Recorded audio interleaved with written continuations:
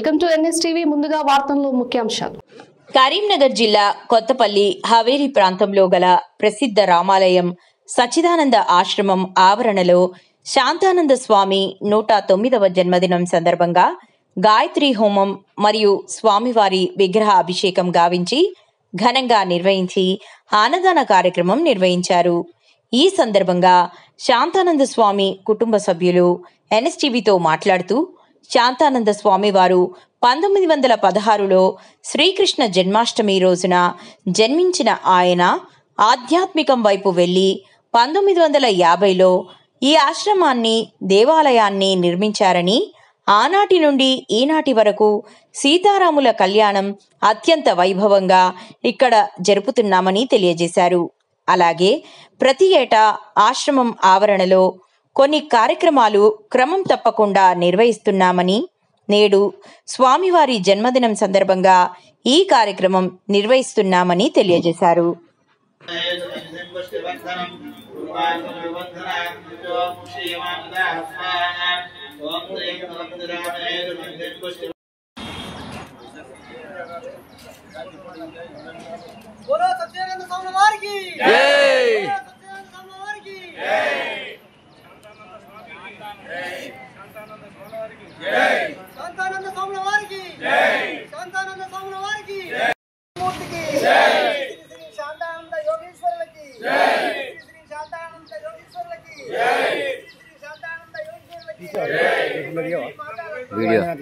Video తీసిన already. Sir నమస్తే అండి, చెప్పండి. ఇప్పుడు మామూలుగా సచ్చిదానంద ఆశ్రమంకు సంబంధించి ఈరోజు జరుగుతున్న విశిష్టత ఏమిటి? అసలు ఈ ఆశ్రమాన్ని ఎప్పుడు స్థాపించారు? దీని చరిత్ర ఏమిటి? నా పేరు స్వర్గం మునీందర్. నేను శాంతానంద స్వామి యొక్క మనమని. శాంతానంద స్వాముల వారు 1916 4వ సంవత్సరము శ్రీకృష్ణ జన్మాష్టమి రోజు జన్మించారు. తర్వాత స్వాముల వారు ఆధ్యాత్మికం వైపు వెళ్ళి 1950లో కూడా దేవాలయ నిర్మాణాన్ని చేపట్టడం జరిగింది. 1950 నుంచి 51 వరకు దేవాలయ నిర్మాణం చేసి విగ్రహ ప్రతిష్ట కావించడం జరిగింది. ఆనాటి నుంచి ఈనాటి వరకు శ్రీరామనవమి అనేటువంటి కార్యక్రమం అత్యంత వైభవంగా జరుగుతుంది. అంటే మామూలుగా భద్రాచలం కానీ ఇదంతకుంటలాగా మా దగ్గర కూడా విపరీతమైనటువంటి జనంతో కళ్యాణ మహోత్సవం చాలా జయప్రదంగా జరుగుతుంది. తర్వాత అదే కాకుండా మాకు ప్రతి సంవత్సరానికి ఒక 5-6 కార్యక్రమాలు ఉంటాయి. ఈరోజు జరిగినటువంటి కార్యక్రమం ఏంటంటే స్వామివారి జన్మదినోత్సవం. స్వామివారు శ్రీకృష్ణ జన్మాష్టమి రోజే జన్మించడం జరిగింది కాబట్టి ఈరోజు శ్రీకృష్ణ జన్మాష్టమి రోహిణి నక్షత్రం లోపల కార్యక్రమాన్ని నిర్వహించడం జరిగింది. ఈరోజు మా స్వామివారికి 109వ జయంతి ఉత్సవము జరుపుకోవడం జరిగింది. తర్వాత స్వామివారు అనేకమైనటువంటి ఆధ్యాత్మిక కార్యక్రమాలు చేయడం జరిగింది. అందులో ముఖ్యమైనవి మాత్రం ఒక 2 ఉన్నాయి. 1961 రోజు ఇది అష్టగ్రహ కూటమి అనేటువంటిది ఏర్పడడం జరిగింది. దాంతో భారతదేశంలో ఉన్నటువంటి ప్రజలకు అరిష్టం జరుగుతుందని చెప్పి స్వామివారు దానికి ఒకటి యాగం చేయడం జరిగింది. అది శ్రీరామ సామ్రాజ్య పట్టాభిషేకం అనేటువంటిది ఆ అష్టగ్రహ కూటమి వల్ల చేయడం జరిగింది. 11 రోజులు ఆ కార్యక్రమాన్ని నిర్వహించడం జరిగింది.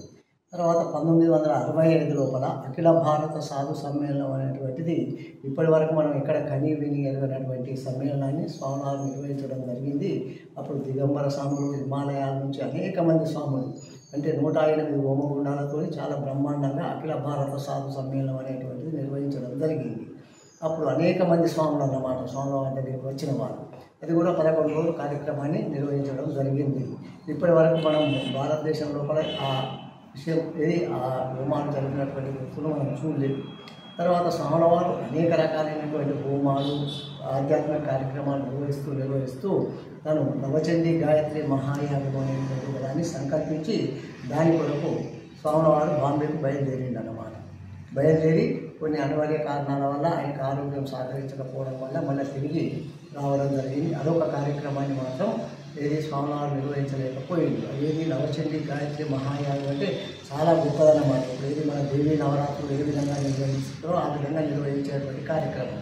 తర్వాత స్వామివారి తదనంతరము ఏది మన భక్త సమాజం వారు కలిసి ఆ కార్యక్రమాన్ని నిర్వహించడం జరిగింది. ఇది నవచండీ గాయత్రి మహాయాగం అనేటువంటిది మా కమిటీ యొక్క అధ్యక్షుడు అయినటువంటి గౌశెట్టి మునీందర్ గారి అధ్యక్షతతో అందరి సహకారంతో ఆ కార్యక్రమాన్ని నిర్వహించడం జరిగింది. తర్వాత మా స్వామివారు 1970 రోజు జన్మైక్యం చెందడం జరిగింది.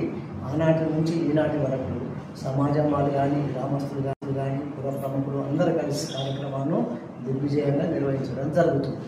ఇవాళ జరిగిన కార్యక్రమాన్ని మీరు కూడా చూస్తున్నారు. సుమారుగా 400 నుంచి 500 మంది భోజనాలు చేయడం జరిగింది. ఇక్కడ అన్నప్రసాదాలు కార్యక్రమాలు హోమాలు యథావిధిగా జరుగుతూ ఉంటాయి. ప్రతిరోజు నిత్యము హోమాలు కూడా జరుగుతూనే ఉంటాయి. ఇక్కడ పూజలు కూడా ఇక్కడ ఉన్నటువంటి గుడి రామాలయము, కిందనేమో స్వామివారు వాళ్ళ యొక్క గురువు అయినటువంటి సచ్చిదానంద యోగేశ్వరులు, తర్వాత శాంతానంద యోగేశ్వరుల శిలా విగ్రహాలు, పైన రాముల వారి ఆలయం ఉంటుంది. రాముల వారికి రోజు ఉదయము సాయంత్రము నైవేద్యాలు నిత్య పూజలు జరుగుతూ ఉంటాయి అన్నమాట స్వామివారు. నా పేరు స్వర్గం సురేంద్రనాథ్. నేను శాంతానంద స్వాముల వారి మనమని. నేను మొన్న జూన్ 30న సెంట్రల్ గవర్నమెంట్ సర్వీస్ చేసి రిటైర్ అయ్యి స్వామివారి సేవలో ఉందామని ఈ కొత్తపల్లి రామాలయానికి షిఫ్ట్ అయ్యి ఇక్కడ స్వామివారి సేవలోనే నా జీవితాన్ని కంప్లీట్గా గడుపుదామనే ఉద్దేశంతో నేను వచ్చి ఇక్కడ సెటిల్ అయినా. నేను నా జీవితం ఈ టెంపుల్ యొక్క అభివృద్ధికి, ప్రజల సేవకే నేను అంకితం చేస్తానని మీ అందరికీ చెప్తున్నాను. కొత్తపల్లి గ్రామస్తులు కానీ, కరీంనగర్ గ్రామస్తులు కానీ, భక్తులు, పెద్దలు అందరూ రెగ్యులర్గా ఈ టెంపుల్కి వచ్చి మీరు స్వామివారి ఆశీర్వాదం పొందాలని నేను మా ఆశ్రమ కమిటీ తరపున, మా ప్రెసిడెంట్ గౌరవశ్రీ మునీందర్ గారి తరపున మీ అందరినీ కోరుకుంటున్నాను. సెలవు. సిరిసిల్ల గ్రామం. ఇప్పుడు మాట్లాడండి. కొత్తగా నా పేరు పత్తిపాటి నర్సయ్య. మాది సిరిసిల్ల గ్రామం. 1970 సంవత్సరంలో స్వామివారి నిర్యాణం జరిగింది. అప్పటి నుంచి ఇప్పటి వరకు నిరంతరం స్వామి సేవ చేసుకుంటూ ఉంటున్నాము. ఆ భగవంతుని అనుగ్రహం వల్ల, ఆ స్వామి యొక్క అనుగ్రహం వల్ల చాలా సంతోషంగా ఉన్నాం. ఆ స్వామిని కలిసిన వాళ్ళందరికీ మేలు జరుగుతుంది. దీని గురించి సందేహం లేదు. అఖిల భారత సమ్మేళనం 700 మంది కుటీరాలతో వేసి లోకానికి ప్రఖ్యాతి చెందినటువంటి మహానుభావులు అంతరించిన గురుకలు. మేము సదా వారి సేవలో నిమగ్నమై ఉంటాం. నా పేరు స్వర్గం రవీంద్రనాథ్ అండి. నేను స్వామివారి మనమని. మేమందరం ముగ్గురం నలుగురం స్వామివారి మనమనము. మా తమ్ముడు రిటైర్ అయిన తర్వాత మేము కూడా ఏంటంటే అందరం కలిసి ఇక్కడ సేవా కార్యక్రమంలో పాల్గొన్నాం. ఇక్కడనే ఉంటే సేవ చేద్దామని సదుద్దేశంతో మేము వచ్చి ఇక్కడ ఉంటున్నాం. నమస్తే, నా పేరు సిరిపురం మల్లేశం. మా గ్రామం వెచ్చాల, దగ్గరున్న వెచ్చాల. ఇప్పుడు నేను హైదరాబాద్లో ఉంటున్నాను. నేను శాంతానంద స్వామి వాళ్ళ అక్క కొడుకుని, మేనల్లుని, తర్వాత ఆయన అల్లుని కూడా. ఇక్కడ కార్యక్రమాలు చూడడం అనేది నా చిన్నప్పటి నుంచి చూస్తున్నాను. నేను 40 ఏళ్ళు పుట్టాను. 50లో ఇది స్టార్ట్ అయింది. 60 నుంచి ఇప్పటి వరకు అన్ని కార్యక్రమాలు నేను చూసిన అదృష్టం జరిగింది నాకు. ఇక్కడ అప్పటి వైభవం ఇంకా పెరగాలి, 10 మందికి ఆధ్యాత్మిక చింతన రావాలి, అందరూ క్షేమంగా ఉండాలనే ఉద్దేశంతో ఈ స్వర్గం ముని, స్వర్గం సూరి అండ్ రవి వీళ్ళు పర్మనెంట్గా ఇక్కడి నుంచి ఇక్కడే ఉంటారు. వాళ్ళ జీవితకాలం ఇక్కడనే స్పెండ్ చేయడానికి మాటిచ్చారు. దాని ప్రకారంగానే వాళ్ళకు మేము అన్ని రకాల సపోర్ట్ ఇచ్చేసేసి పెద్దలు వాసాల రమేష్, తర్వాత ప్రెసిడెంట్ గౌరశెట్టి రాజేష్, మునీందరు, తర్వాత ఊరి వాళ్ళందరి సహకారంతో, భక్తుల సహకారంతో, బంధుమిత్రులు, కొత్తపల్లి వాస్తవ్యులు, కరీంనగర్ వాస్తవ్యులు అందరి సహకారం తీసేసుకొని దీనికి పూర్వ వైభవం రావాలని నా ఉద్దేశం. అంతే. నమస్తే పంతులు గారు. నమస్తే. ఇప్పుడు మన కొత్తపల్లి రామాలయాలకి ఉన్న ప్రాముఖ్యతని, ఈరోజు జరిగిన విశిష్టత ఏమిటి అనేది కొంచెం వివరించండి. కొత్తపల్లి గ్రామంలో ఉన్నటువంటి సచ్చిదానంద ఆశ్రమం నందు శాంతానంద స్వామి వారి యొక్క తిరునక్షత్రాన్ని పునస్కరించుకొని ఈరోజు అంగరంగ వైభవంగా శ్రీ రామరక్ష స్తోత్ర హవనంతో పాటు గాయత్రి హవనం కూడా చేయడం జరిగింది. అలాగే పైన కొలువైనటువంటి శ్రీ రామచంద్ర స్వామి వారిని ప్రత్యేక పూజలతో పాటు అనేకమైనటువంటి భజనలు, భక్తి గీతాలతో చేయడం జరిగింది. అలాగే రామచంద్ర స్వామి యొక్క దర్శనాన్ని చేసుకొని శాంతానంద స్వామి వారి యొక్క మెడికల్ కాలేజీల విషయంలో వైసీపీ ఆడుతున్న డ్రామా వివరించిన సీఎం. 1995 నాటికి 650 మెడికల్ సీట్లు మాత్రమే ఉండేవని, తాను ముఖ్యమంత్రి అయ్యాక 1282 మెడికల్ సీట్లు తేగలిగామని, గతంలో జిల్లాలకు ఓ వైద్య కళాశాల పెట్టాం, అది వైద్య ఆరోగ్య రంగంలో గేమ్ చేంజర్గా మారిందన్నారు. ప్రతి ఒక్క కిలోమీటర్కు ఒక ఎలిమెంటరీ స్కూల్, ప్రతి 3 కిలోమీటర్లకు ఒక అప్పర్ ప్రైమరీ స్కూల్, ప్రతి 5 కిలోమీటర్లకు ఒక హై స్కూల్, ప్రతి మండలంలో ఒక జూనియర్ కాలేజీ, రెవెన్యూ డివిజన్కు ఒక ఇంజనీరింగ్ కాలేజీలు పెట్టాం. ఇది విద్యారంగంలో మా ప్రభుత్వం ముద్ర అని ముఖ్యమంత్రి తెలియజేశారు. 95-96లో నేను సీఎం అయినప్పటికీ 650 బెడ్లున్నాయి మొత్తం రాష్ట్రం అంతా. మెడికల్ సీట్స్ 650 ఉన్నాయి. నేను వస్తానే 7 మెడికల్ ఇచ్చి 750 యాడ్ చేశాం. తర్వాత వచ్చిన వాళ్ళందరూ కలిసి 9 వరకు ఇంకొక 450 యాడ్ చేశారు. ఆ తర్వాత నేను వస్తానే మళ్లీ 1187 యాడ్ చేశాను. మళ్లీ 19-20కి 2114 సీట్స్ యాడ్ అయినాయా, వరుస క్యుములేటివ్. అక్కడి నుంచి 300 మాత్రం 19-20 మన పీరియడ్ వచ్చినప్పుడు ఇంకొక 14-19లో 450 సీట్లు యాడ్ అయినాయి. 95 2004 780 సీట్లు యాడ్ అయినాయి. అంతవరకు 650 ఉన్నాయి. అదే మరిగా 19-24 557 సీట్లు మాత్రం యాడ్ అయినాయి. మళ్లీ 24 నుంచి 50 సీట్లు యాడ్ చేశాం. అంటే నేను సీఎంగా ఉన్నప్పుడు 1282 సీట్లు యాడ్ చేశాం. తర్వాత వచ్చినట్టన్ని 557 సీట్లు. నాకు అప్పుడు పెద్ద రాష్ట్రం అంతా పెద్ద గొడవ. మెడికల్ కాలేజీలు గవర్నమెంట్ పెట్టాలంటే మన దగ్గర రిసోర్సెస్ తక్కువ ఉన్నాయి. ఆ రోజు నేను జిల్లాకు ఒక మెడికల్ కాలేజ్ ఇస్తాను కమిట్ అయ్యాను. కాలేజీలు పెట్టకుండా వదిలేయడమా, కాలేజీలు పెట్టడమా? మొత్తం ఆంధ్రప్రదేశ్ అంతా కూడా ఫస్ట్ టైం డిస్ట్రిక్ట్ ఒక మెడికల్ కాలేజ్ పెట్టాం. దాంతో గేమ్ చేంజర్. నేను ఇచ్చిన హామీ కూడా ఆ రోజుట్లో మీరు గుర్తుపెట్టుకోవాలి. Every 1 kilometre elementary school, every 3 kilometres upper primary school, every 5 kilometre high school, every mandal junior college. అంతవరకు ఏజెన్సీ ఏరియాలో జూనియర్ కాలేజీలు లేవు. All junior colleges combined Andhra Pradesh వచ్చింది. అప్పట్లోనే అన్నిటి దగ్గర వచ్చింది. Every revenue division engineering college, every district medical college. అక్కడి నుంచి స్టార్ట్ అయ్యాం. ఇప్పుడు వీళ్ళు చెప్పేది ఏం మాట్లాడుతున్నారంటే 10 మెడికల్ కాలేజీలు ఇచ్చామని. 10 మెడికల్ కాలేజీలు ఇస్తే 4,955 కోట్లు ఖర్చు అవుతుంది. వీళ్ళు ఖర్చు పెట్టింది 31/3/2024కి 456 కోట్లు. ఇంకా కావాల్సింది 4,500 కోట్లు కావాలి. 5% ఖర్చు పెట్టారు. అన్ని హాస్పిటల్ ఖర్చు పెట్టి హాస్పిటల్ రాజశేఖర బొమ్మలు పెట్టారు సార్. ఖర్చు పెట్టి ఇవన్నీ కూడా అది అయిన తర్వాత మీరు చూస్తే నేను వచ్చిన తర్వాత 512 కోట్లు ఖర్చు పెట్టాం. ఇప్పుడు కూడా 3,987 కోట్లు, 4,000 కోట్లు కావాలి. రెండోది ఎవ్రీ ఇయర్ 1,500 కోట్లు కావాలి. 10 కాలేజీలకి 150 కోట్లు చొప్పున 1,500 కోట్లు కావాలి. 1,500 కోట్లు ఎవ్రీ ఇయర్ ప్లస్ ఇప్పుడు 5,000 కోట్లు అంటే 2,000 కోట్ల రూపాయలు, ఒక 4,000 కోట్లు ఖర్చు పెట్టాలి. ఇవన్నీ ఖర్చు పెట్టిన తర్వాత వాట్ ఈస్ ది బెనిఫిట్ అని మీరు చూస్తే governor quota 50%, management quota 30%, 15% NRI quota, అది సెల్ఫ్ ఫైనాన్సింగ్ స్కీమ్. ఇప్పుడు కూడా ఇక్కడికి వచ్చినప్పుడు 50% convenor quota, 15% government of India quota, 50% తగ్గలేదు. That is free. వాళ్ళు పెట్టినప్పుడు అదే ఉంది. Seats are same. Government additional expenditure పెట్టాలి. రెండోది పీపీపీ మోడల్. ఇప్పుడు every project PPP model over a period of time that project will belong to government. 20 years 30 years తర్వాత మళ్ళా వస్తుంది. రెండోది క్వాలిటీ ఆఫ్ ఎడ్యుకేషన్ బెటర్ గా ఉంటుంది. పేషెంట్స్ కూడా ఆల్ గవర్నమెంట్ హాస్పిటల్స్ లో ఏ ట్రీట్మెంట్ ఉందో అదే ట్రీట్మెంట్ ఇచ్చాం. ఇది ఇస్తే దీన్ని కావాలని రాజకీయం చేసే పరిస్థితి వస్తున్నారు. ఏదేమైనా రాజకీయాలుంటాయి, రాజకీయాలు మేము ఫేస్ చేస్తాం. దాన్ని ఎగ్జిక్యూట్ చేసేది మీరు. కరీంనగర్ రూరల్ మండలం గోపాలపూర్ చౌరస్తా వద్ద రైతులు, మహిళలు మరియు బీఆర్ఎస్ నాయకులు కలిసి యూరియా కావాలని రాస్తారోకో చేసిన మాజీ మంత్రి కరీంనగర్ ఎమ్మెల్యే గంగుల.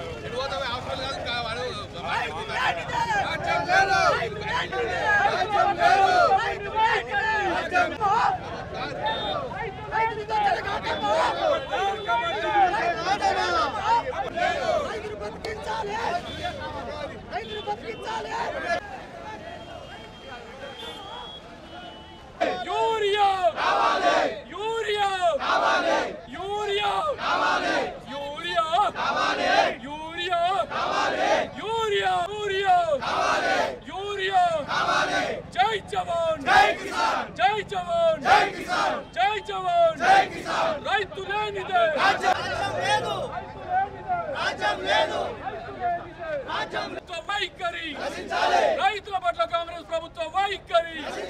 జై తెలంగాణ, జై తెలంగాణ, జై తెలంగాణ. రైతు రాకపోయిందన్న రైతులే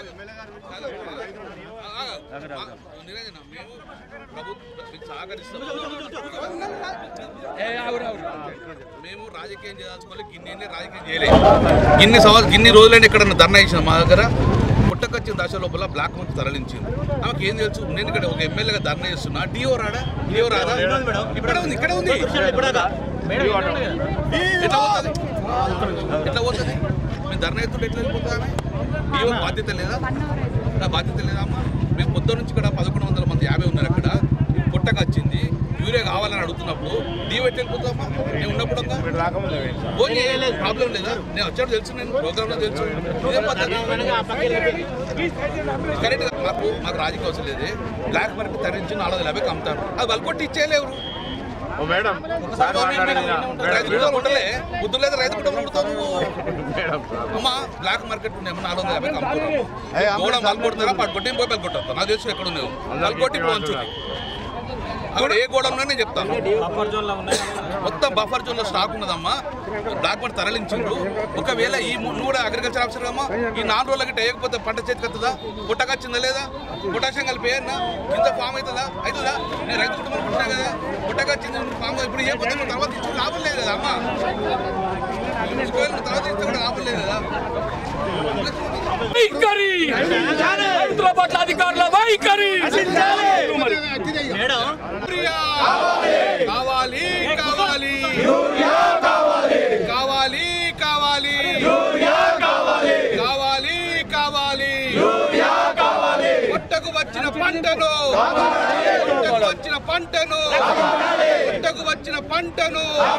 కాపాడాలి కాపాడాలి కాపాడాలి కాపాడాలి. మీరు ముగ్గురు కలిసి నన్ను ఎత్తుకో.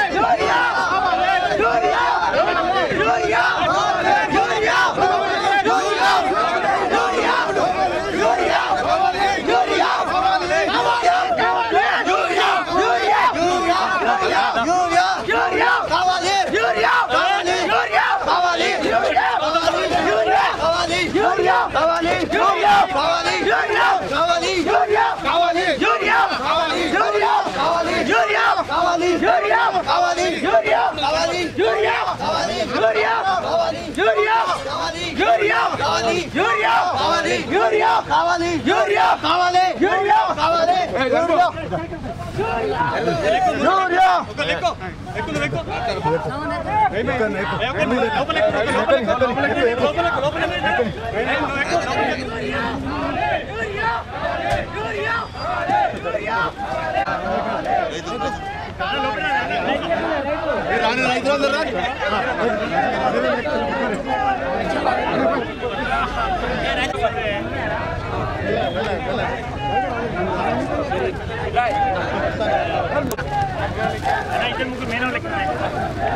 ఈరోజు మేము వస్తున్నామని చెప్పేసి డిఓ గారు ఇక్కడ నుంచి పారిపోయినారు. నమస్కారం, ఎన్ఎస్ న్యూస్ కి స్వాగతం. నా పేరు ఉషా. ముందుగా ముఖ్యాంశాలు. తిరుపతి జిల్లా శ్రీకాళహస్తి నియోజకవర్గంలోని తొట్టంబేడు మండలం తంగేళ్లపాలెం సింగిల్ విండో చైర్మన్ గా భీమాల భాస్కర్ ప్రమాణ స్వీకారానికి ముఖ్య అతిథులుగా స్థానిక ఎమ్మెల్యే బొజ్జల వెంకట సుధీర్ రెడ్డి, బీజేపీ రాష్ట్ర ఉపాధ్యక్షులు కోళ ఆనంద్ సంయుక్తంగా విచ్చేశారు. అనంతరం స్థానిక ఎమ్మెల్యే మాట్లాడుతూ సింగిల్ విండో చైర్మన్ గా ప్రమాణ స్వీకారం చేసిన భాస్కర్ కు హృదయపూర్వక శుభాకాంక్షలు తెలియజేశారు.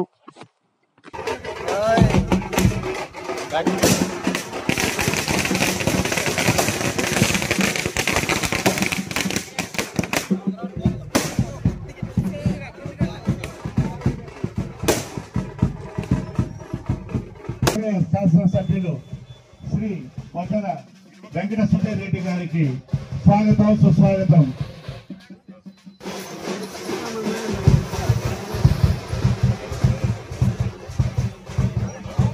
నూతనంగా తంగేళ్లపాలెం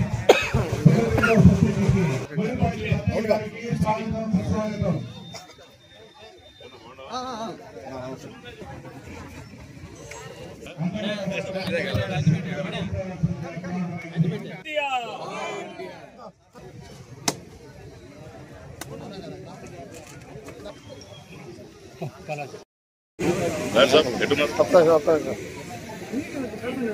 ఈరోజు మనమందరం దైవ సాక్షిగా ప్రమాణం చేస్తున్నాను.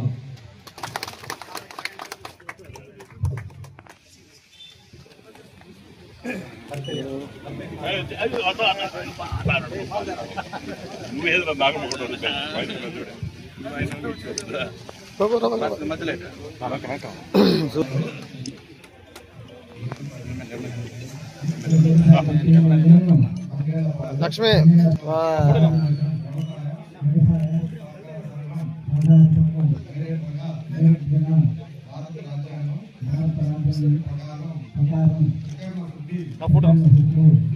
నియోజకవర్గం సుధీర్ రెడ్డి గారి నాయకత్వంలో అభివృద్ధి పరంగా ముందుకు పోతాం. మరి పార్టీకి పనిచేసిన వ్యక్తులు మొన్న 2024 జరిగినటువంటి అసెంబ్లీ సార్వత్రిక ఎన్నికల్లో పార్టీకి కృషి చేసి సుధీర్ రెడ్డి గారికి గెలుపు కోసం కృషి చేసిన అందరూ కూడా ఈరోజు పార్టీలో సముచిత న్యాయం జరుగుతున్న పరిస్థితి మనం కళ్ళారా చూస్తున్నాం. ఈరోజు సుధీర్ రెడ్డి గారికి ధన్యవాదాలు, శుభాకాంక్షలు తెలియజేస్తున్నాం. ఒక తల్లి కడుపున పుట్టకపోయినా అన్నదమ్ములాగా నాన్న వీళ్ళు ఎప్పటి నుంచో కలిసి తెలుగుదేశం పార్టీ కోసం అహరాత్రులు కష్టపడి నాయన గెలుపులో ప్రతిసారి మేమున్నాము అని చెప్పి వీళ్ళు ముందుని పార్టీని మమ్మల్ని అందరిని నడిపించిన దానికి ముందుగా వాళ్ళందరికీ పాదాబంధాలు చేసుకుంటున్నారు. ఎందుకంటే పార్టీ ఎప్పుడు ఎవరైతే కష్టపడతారో వాళ్ళని ఎప్పుడు మర్చిపోం. తప్పకుండా కానీ ప్రతి ఒక్కరు ఇంక్లూడింగ్ మీ వాళ్ళని చూసి నేర్చుకోవాలా, ఏ రకంగా ఉండాలా, ఏ రకంగా చేయాలా, ఏ రకంగా మరి ముందుకు పోవాలనేది ఈరోజు పిఏసి చైర్మన్ ఆర్ మెంబర్స్ ఇవన్నా కూడా ఇది ఒక అలంకారం మాత్రమే. ఎప్పుడు కూడా మా నాయన చెప్పేటోడు ఇది శాశ్వతం కాదు, అది శాశ్వతం. ఆ ముందున్న కృతి శాశ్వతం, ఈ శాశ్వతం ఉంటాం పోతాం వేరే కథ, కానీ అది శాశ్వతం. అంటే కూర్చోండి కూర్చోండి ప్లీజ్. పెద్ద బాధ్యత పెట్టడం జరిగింది. ఈరోజు ఈ బ్యాంకింగ్